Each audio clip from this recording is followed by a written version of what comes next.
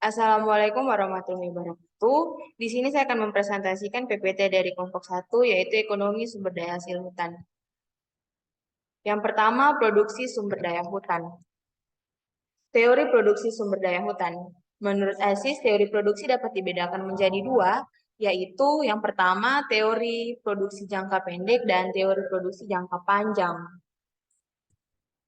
Sifat-sifat khas sumber daya hasil hutan yang pertama, proses produksi sumber daya hutan tergantung alam dan memerlukan waktu lebih lama. Yang kedua, sebagai salah satu produk sumber daya hutan yang penting. Yang ketiga, masa kayu yang merupakan tegakan yang senantiasa tumbuh dan tidak mudah dibedakan. Yang keempat, sumber daya hutan memiliki potensi menghasilkan banyak berupa barang dan jasa. Dan yang terakhir yaitu banyak komoditi serbaguna hutan belum diukur nilainya secara tepat oleh hukum permintaan dan penawaran.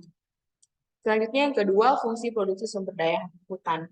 Menurut Sadono, fungsi produksi adalah kaitan antara faktor-faktor produksi dan tingkat produksi yang diciptakan.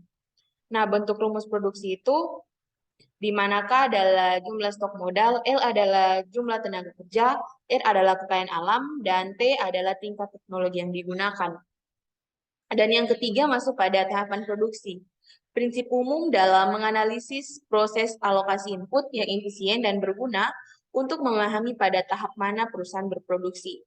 Yang pertama, sampai pada saat kondisi maksimum. Dan yang kedua, antar AP maksimum sampai saat MP dengan 0. Dan yang ketiga, saat MP sudah bernilai 0 negatif. Nah, yang keempat, studi kasus hasil produksi sumber daya hutan. Pada studi kasus ini, kami mengambil studi kasus yang terjadi di Kalimantan Timur, tepatnya di Kabupaten Kutai Kartanegara, yang di mana pada Kabupaten Kutai Kartanegara memiliki potensi sumber daya hutan yang sangat besar. Nah, kegiatan pengelolaan sumber daya hutan yang pertama investasi. Kegiatan investasi di bidang kehutanan memiliki prospek yang baik untuk dikembangkan, mengingat tingginya permintaan akan hasil hutan. Yang kedua, perizinan. Pengelolaan kawasan hutan oleh investor diatur berdasarkan ketentuan perundangan yang berlaku. Izin usaha investasi dikeluarkan oleh pemerintah daerah. Nah, sekian PPT dari kelompok 1. Lebih dari kurangnya saya mohon maaf. Wassalamualaikum warahmatullahi wabarakatuh.